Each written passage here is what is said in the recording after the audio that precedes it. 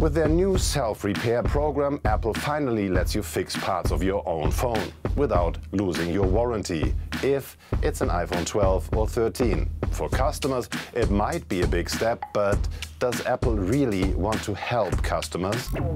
Apple customers will soon be able to repair their own phones with parts and tools provided by the phone maker.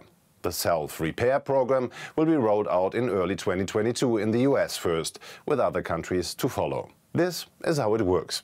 If you own an iPhone 12 or 13 and need to fix your screen, battery or camera, you can visit the new Apple Self-Repair online store and order the parts you need.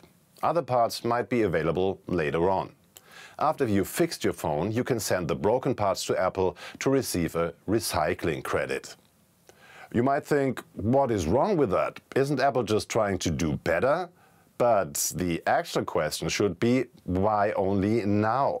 Why do Apple and other tech companies make it so hard to fix devices in the first place?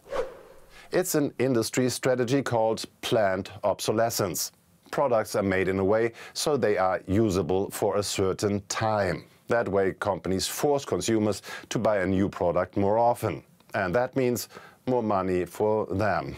For example, changing a battery in a phone or laptop isn't rocket science, but manufacturers make it hard to get replacement and tools.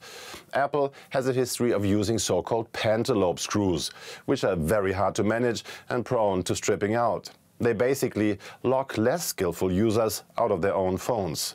Generally, when your device fails, you have two choices. One, get the manufacturer to fix it and pay a lot of money. And because spare parts and the repair are most of the time so expensive, many people opt for choice number two, buying a new product.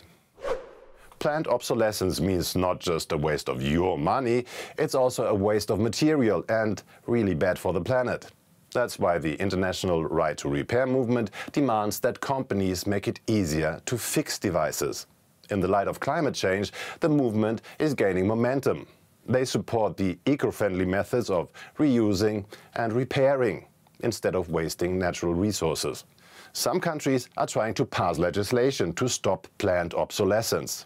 In the beginning of this year, France introduced a repairability index to help consumers choose products that are easily repairable. And recently, US President Biden urged the Federal Trade Commission to act against repair restrictions. So Apple's move didn't just come from the goodness of their hearts. They soon have to make repairs easier anyway. But Apple still make their own rules. With the new self-repair program, you can fix your phone, but only with Apple's replacements and tools. And if you damage your phone, you will still lose your warranty. Some even say by letting amateurs tinker with their phones, Apple might be making more money.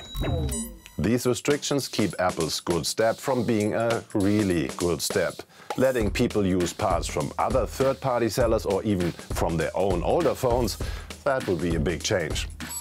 What do you think? Do you think Apple's new self-repair program will change something, or is it only a part of a greenwashing campaign? Let us know. Bye for now and see you again next time.